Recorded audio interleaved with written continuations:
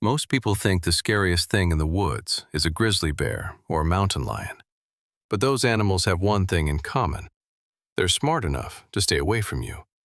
They value their own lives. There is one creature in the American wilderness that is not smart. It is not fast. It is not even particularly graceful. In fact, it has the coordination of a drunk toddler and the eyesight of a brick wall. And yet, this animal is the undisputed landlord of the forest. It goes wherever it wants, does whatever it wants. And if you get in its way, it will leave you with a souvenir you'll be pulling out of your skin for the next 3 weeks. Meet the North American porcupine. You've probably seen one as a blurry shape crossing the road. You probably laughed. It's big, it's chunky, and it waddles like a sack of potatoes with an attitude. But do not be fooled by the cute factor. This is a 40-pound biological tank. An adult porcupine is essentially a pit bull covered in 30,000 high-tensile, razor-sharp needles. While every other animal in the woods spends its entire life running, hiding, or fighting for its survival, the porcupine lives like it owns the place. It doesn't hunt, and it doesn't run away. It just sits there, chewing on a tree, waiting for you to make the mistake of getting too close. And once you do, it doesn't even have to fight you. It just has to exist. This animal has survived millions of years by perfecting the art of being a living, breathing dead end. It's destroyed millions of dollars in property, sent professional hunters to the emergency room, and left the most fearsome predators in the world dying in the dirt. Tonight, we're going to peel back the layers of this waddling mystery. We're going to show you why those cute quills are actually the most effective weapon in the animal kingdom, why their teeth are literally made of metal, and why, if you value your truck, your dog, and your own skin, you should give this animal a very, very wide berth. This isn't just a documentary about an animal. This is a guide to surviving the most arrogant, indestructible, and dangerous roommate you'll ever have in the woods, the Projectile Myth.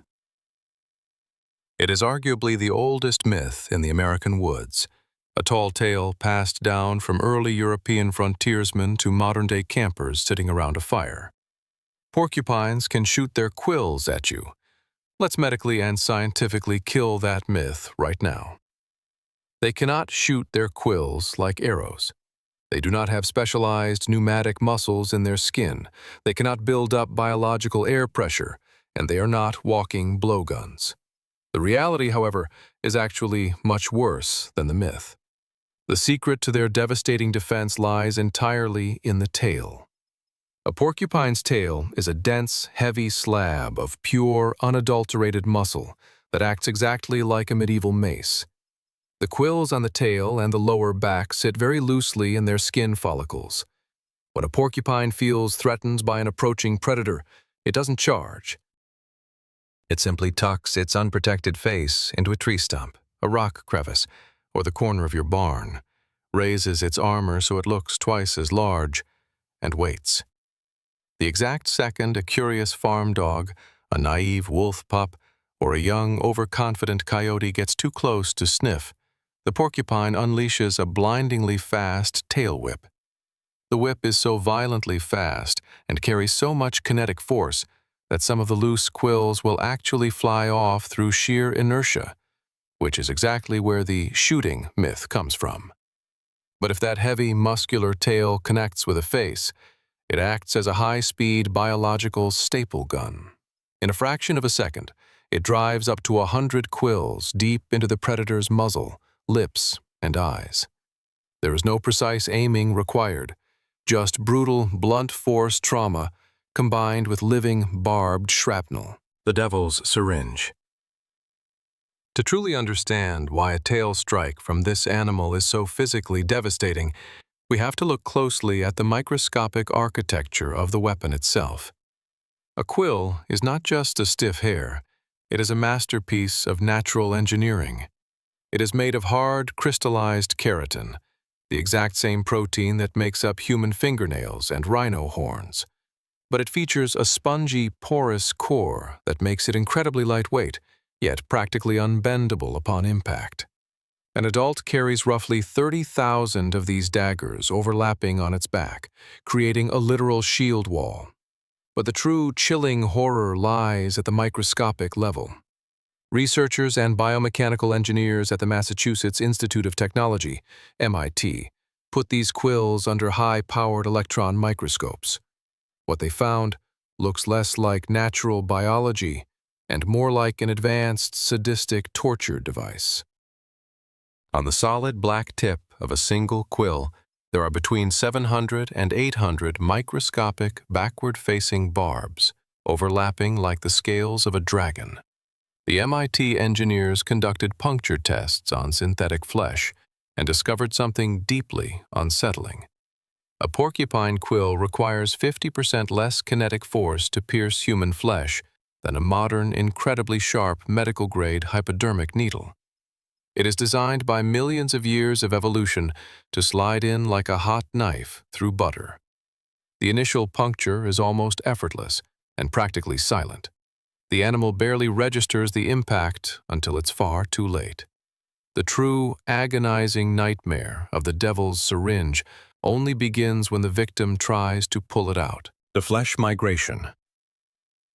This is where the cool science transforms into pure, visceral body horror. When a quill enters the body of a predator, or your unfortunate, overly curious golden retriever, it does not just sit there under the skin like a wooden splinter. The warmth of the victim's body, which usually sits around 98 degrees Fahrenheit, combined with the extreme moisture of their blood and living tissue, causes a chemical reaction in the keratin. Those 800 microscopic barbs instantly swell and flare open like tiny, wicked umbrellas. Once deployed, they lock tight and anchor themselves into the surrounding muscle fibers.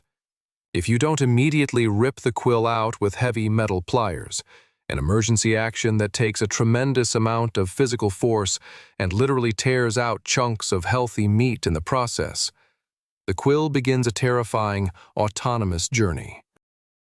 Every single time the victim breathes, walks, or even twitches a muscle, those backward-facing barbs act as a mechanical ratcheting system. The quill cannot back out. The physics of its design mean it can only move forward. Veterinary records show that these keratin daggers migrate blindly through the body at a rate of about 1 inch per day. They easily slice through thick muscle walls, puncture inflating lungs, pierce the dense tissue of the liver, and can eventually strike the brain or the heart.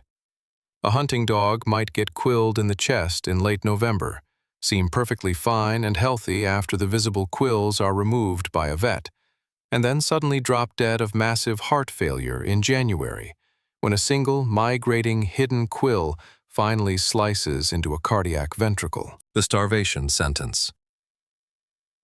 Nature is rarely merciful, but the porcupine's specific method of dealing with its enemies is uniquely, exceptionally cruel. The porcupine does not use toxic venom to stop a heart. It does not crush windpipes like a boa constrictor.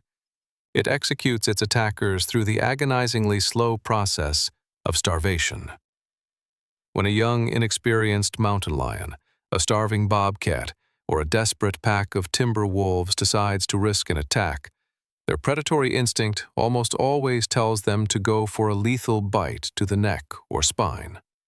The porcupine's tail violently connects with the open, lunging mouth. Suddenly, the predator's sensitive lips, gums, soft palate, and tongue are pinned wide open and locked together by dozens of expanding, barbed spikes. The predator cannot pull them out. They do not have hands, thumbs, or surgical tools. The biological inflammation and massive swelling set in within a matter of hours. The jaw completely and permanently locks up. The mighty, terrifying apex predator, an animal entirely capable of taking down a full-grown 400-pound elk, suddenly cannot drink a drop of water or chew a single piece of meat. The porcupine simply waddles away, completely unharmed, while the predator is handed a slow, inescapable death sentence. It will wander the forest like a ghost, slowly dying of dehydration and starvation over the course of weeks. The walking fortress remains unbreached, leaving behind a grim, skeletal monument to anyone else foolish enough to try. The gravity paradox and the living pharmacy.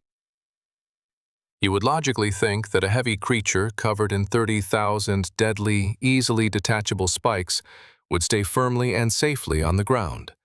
But paradoxically, porcupines spend much of their lives high up in the forest canopy, eating the tender bark at the tops of trees. The major biological problem? They are absolutely atrocious climbers. They don't have the acrobatic agility, the balancing tail, or the light weight of a squirrel. They slowly, meticulously, and awkwardly hug the tree trunks with long claws and textured footpads. And because they are so clumsy and heavy-set, they fall. They fall all the time. Biologists who have extensively studied porcupine skeletons in the wild discovered a shocking statistical reality. Nearly 30% of all adult porcupines have fully healed bone fractures from plummeting blindly out of trees. But when a 40-pound ball of needles falls from a 50-foot oak tree and hits the forest floor, it doesn't just break bones. It lands directly on its own horrific weapons. Porcupines routinely impale themselves with their own dirty, soil-covered quills. So, the scientific question is, why don't they die of massive bacterial infections or sepsis? Because nature gave them a built-in, fully functioning hospital. Scientists analyzing the quills discovered that every single one is naturally coated in a greasy substance rich in palmitic acid. This grease is a highly effective, natural, localized antibiotic. When a porcupine accidentally stabs itself during a fall, the chemical coating instantly starts breaking down the cell walls of the bacteria in the wound. The porcupine simply reaches around, pulls the quill out of its own flesh with its teeth, and walks away. Mother Nature provided the ultimate poison and the exact chemical antidote in one single, elegant package. The Iron Chisels. We need to talk about their teeth, because their quills are only half of their destructive arsenal. If you ever get close enough to look a live porcupine directly in the mouth, which we highly advise against for obvious reasons, you will notice something deeply disturbing. Their giant, protruding front incisors are not white or even a dull yellow. They are a deep, unnatural, rust-orange color. You might assume they just have terrible dental hygiene from living in the woods and chewing on dirty bark. You would be dead wrong. That orange color is not plaque or dirt. It is actual, heavy metal. The enamel on a porcupine's front teeth is heavily pigmented with iron.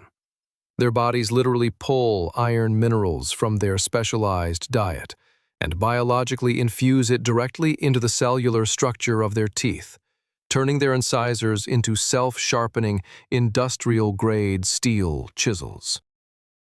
The front of the tooth is hard iron enamel, while the back is softer dentin, meaning every time they take a bite, the tooth sharpens itself like a high-end chef's knife. Because they are rodents, these iron teeth never stop growing. If the porcupine didn't constantly grind them down on hard surfaces, the teeth would eventually grow in a full circle right through their own skulls. This iron-reinforced bite allows them to easily chew through solid oak wood, frozen pine, and, as many furious homeowners have tragically discovered, materials that are much, much harder. Which brings us to the real reason you should fear them: the winter toxic factory. Winter in the northern United States, in the dense forests of Canada, is a ruthless, uncompromising killer. Most animals deal with the freezing temperatures and lack of food by migrating thousands of miles south, burying deep caches of nuts, or going into a state of suspended animation known as hibernation. The porcupine does none of these things. It just sits high up in the freezing wind, entirely alone, and eats poison. During the absolute dead of winter, when the snow is 3 feet deep, Their primary food source is the inner bark and green needles of hemlock and pine trees. This arboreal diet is packed with heavy tannins and severe resins, chemical compounds that are highly toxic and completely indigestible to almost every other mammal on Earth. If a white-tailed deer or a moose tried to live exclusively on a porcupine's winter diet, it would suffer from severe intestinal blockages, organ failure, and die of rapid malnutrition. So exactly how does the porcupine survive? By biologically turning its own body into a toxic waste processing plant. A porcupine has an abnormally long intestinal tract and a giant cecum, a specialized enlarged pouch in the gut that makes up a staggering 16% of its entire body weight. This massive internal organ acts as a heated fermentation vat. It is filled with incredibly unique symbiotic bacteria that systematically break down the poisonous tree resins and convert the toxic cellulose into pure, life-saving thermal energy. While the rest of the forest slowly starves to death, the porcupine thrives on the toxic waste of the woods, the Parasite Sanctuary. But carrying an impenetrable medieval fortress on your back comes with a terrible, hidden biological cost. Think about the basic hygiene of the animal kingdom. A house cat meticulously cleans itself with its rough tongue. A dog scratches behind its ears with its hind paws to remove pests. A wild wolf rolls in the dirt and grooms its pack members. A porcupine cannot do any of that. With 30,000 barbed needles overlapping on its body, it is physically and geometrically impossible for a porcupine to properly groom itself. And the parasitic insects of the forest know this perfectly well. Underneath that impenetrable layer of keratin armor, right next to the warm, protected skin, lies a safe haven, a sanctuary from the harsh realities of nature.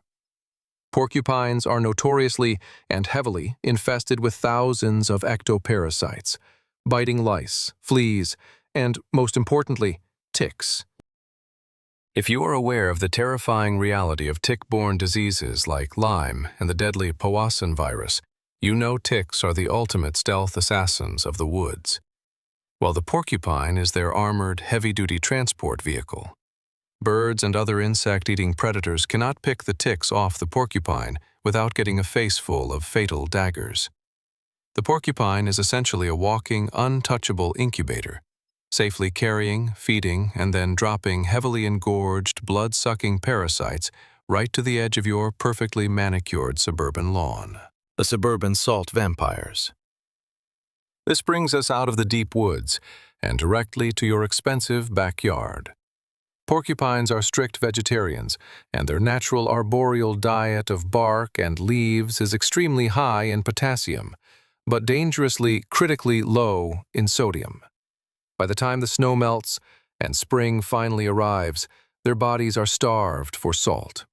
Their internal potassium-sodium pump is completely out of balance.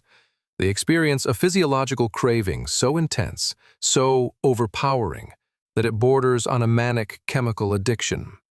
And to satisfy this violent craving, they come looking for you.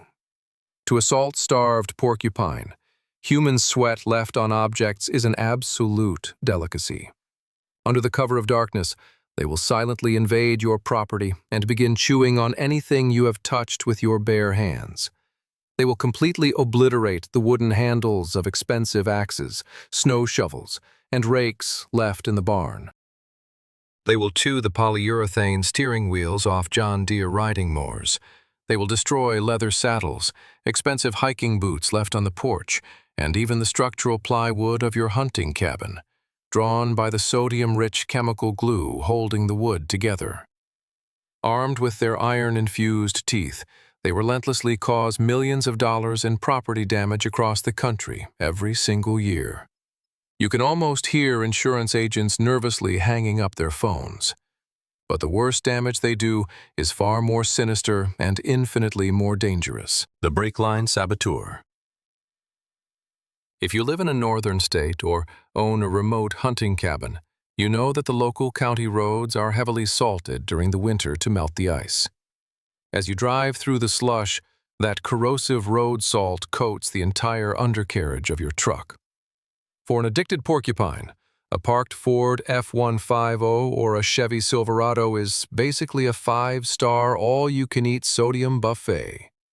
In the dead of night, while you are sleeping, they will silently crawl under your vehicle and begin systematically gnawing on the metal and rubber undercarriage to get to that sweet, dried road salt.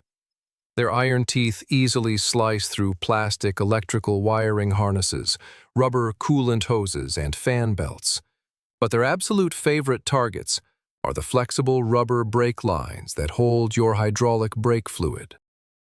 Every single year, hunters, farmers, and campers wake up, start their vehicles, and drive out onto steep, winding mountain roads, only to discover, in a moment of sheer terror, that their brake pedal goes straight to the floor. By simply blindly chasing a biological salt addiction, this slow-moving rodent has unknowingly sabotaged countless vehicles, creating life-threatening, catastrophic situations for American drivers who thought their trucks were perfectly safe parked in their own driveways. The Forest Assassin. With all of this armor, chemical warfare, and iron-toothed destruction, you have to ask, is there absolutely nothing in nature that can breach this walking fortress? Is the porcupine truly an invincible glitch in the matrix of biology? Not quite. Nature always eventually finds a brutal balance, and it evolved a highly specialized, ruthless assassin specifically for this exact job: the fisher cat. Also known simply as the fisher, this large, vicious, muscular member of the weasel family is the only predator on the North American continent that has officially cracked the code. The fisher is incredibly fast, highly agile, and possesses a terrifyingly high IQ when it comes to the geometry of hunting. When a fisher encounters a porcupine, it doesn't do anything stupid like go for a blind bite to the neck. Instead, it uses its superior stamina. It circles the porcupine at lightning speed, darting in and out, exhausting the slower, heavier animal. It deliberately triggers the tail whip, dodging it by mere inches. When it finds an opening, it darts in, delivering rapid, slashing bites to the porcupine's only unprotected area, its face and nose. The extreme pain and blood loss disorient the porcupine. Once the porcupine is weak, dizzy, and bleeding, the fisher makes its final, lethal move. With a swift, calculated strike of its paws, it flips the heavy porcupine completely onto its back, exposing the soft, vulnerable, quill-free underbelly. It is a brutal, surgical dismantling of an otherwise invincible defense, the chemical warning system. But before a porcupine ever resorts to using its quills or fighting a fisher, it deploys a highly sophisticated multi-layered psychological warfare system. If you corner a porcupine in the dark with a flashlight, the first thing you will notice isn't a visual threat. It is an auditory nightmare. They have a massive, deeply unsettling vocal range.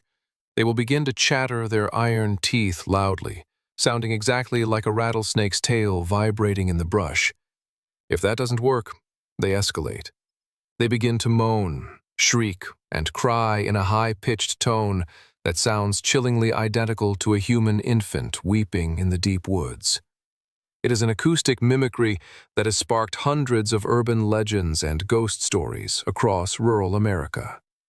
But if the terrifying sound doesn't scare you away, the chemical smell absolutely will. Porcupines have a specialized, gland-rich rosette patch of skin on their lower back, right above the tail. When they are angry or severely threatened, this patch secretes a powerful chemical warning. Specifically, the R enantiomer of a compound called delta-decalactone. To the human nose, this chemical cocktail smells like a sickening, pungent blend of severe human body odor and rotting, moldy cheese. It is a harsh, eye-watering stench designed by nature to send a clear, undeniable biological message directly to a predator's brain. I am toxic, I am heavily armed, and you need to turn around and walk away right now. The high-pressure romance. This brings us to the most perplexing, logically baffling question regarding their entire existence. How do two creatures, completely covered in 30,000 deadly, easily detachable needles, manage to mate and reproduce without brutally killing each other? The answer is, very carefully, and with a shocking amount of extreme chemical intervention. The reproductive window for this species is incredibly narrow. A female porcupine is biologically receptive to mating for only 8 to 12 hours out of the entire year. Because the window of opportunity is so incredibly tight, male porcupines will travel for miles upon miles, fighting brutal, bloody, exhausting battles with each other to win access to a female. But even the winner faces a massive, potentially fatal problem. If the female is not fully relaxed and entirely willing, her quills will stay raised and locked, turning the act of mating into a literal suicide mission for the male. To safely bypass her defenses and force her to drop her armor, the victorious male stands upright on his hind legs and unleashes a stream of urine at incredibly high pressure, completely soaking the female from up to 6 feet away. This isn't just an insult.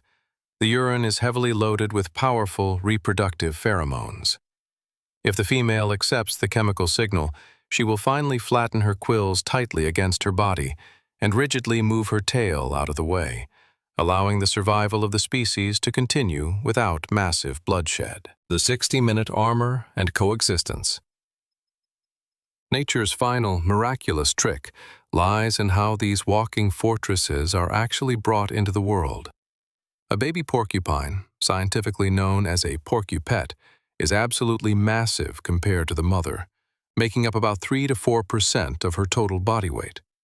To put that in perspective, if they were born with hard, fully formed quills, the mother would be internally shredded and die during childbirth every single time. To solve this biological impossibility, the baby is born inside a thick amniotic sac, and all 30,000 of its quills are completely soft, feeling exactly like wet, matted hair. But this state of extreme vulnerability is incredibly temporary. The moment the baby hits the outside air, the specialized keratin in the quills violently reacts with the oxygen in the atmosphere. Within 60 short minutes, those soft, harmless hairs chemically dry, harden, and become fully functional, lethal weapons.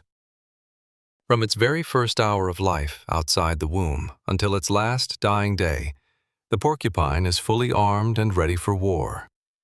The North American porcupine is not just a nuisance or a slow-moving pest. It is a masterclass in modern survival, an architectural marvel of evolutionary bioengineering, and the undisputed, heavily armored landlord of the forest. You cannot fence them out of your property. You cannot safely intimidate them, and you certainly cannot fight them hand to hand. The only viable way to coexist with this invincible neighbor is to respect its space completely. Keep your dogs on a tight leash when hiking in the woods. Lock your expensive wooden tools in the shed. And always, always wash the winter road salt off the bottom of your truck. Because if you challenge the walking fortress, you will unequivocally lose, and you will carry the physical scars to prove it for the rest of your life.